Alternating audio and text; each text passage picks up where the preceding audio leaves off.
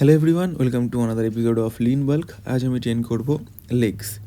Morning empty stomach body weight measure করে, খালি পেটে প্রচুর পরিমাণে জল খেয়ে বডিকে হাইড্রেটেড করে, রাতে চা খেয়ে ব্রেকফাস্ট সেরে, কিছুক্ষণ পরে দিনের ফার্স্ট মিল সেরে রেডি হয়ে সব তামঝাম গুছিয়ে যাব জিমের দিকে। আজ একাই যেতে হবে, বন্ধু আজকে বাড়িতে নেই। আর আজকে ইচ্ছাও করছে না যেতে, কারণ কারোর সাথে যেতে যেতে একটা অভ্যাস হয়ে যায়। একা যেদিন যাওয়ার ইচ্ছা সময় হয়, সেদিন আর ইচ্ছাই করে না যেতে। বাট ইচ্ছা করুক বা না করুক, করতে তো হবেই। আজকের কোয়াডসের মেন কম্বাউন্ড মুভমেন্টের জন্য করবো হ্যাক স্কোয়াটের 3 সেট, যেটাতে আজকে মেরেছিলাম PR 160-র সাথে 16 র্যাপ 3টে সেটেই।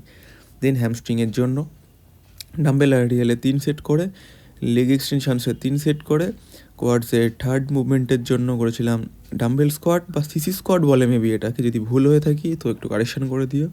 দেন এর সাথে আজকে ওয়ার্কআউট হলো শেষ, কিছুক্ষণ ফোম রোলিং মোবিলিটি করে প্রোটিন খেয়ে বেরালাম বাড়ির দিকে।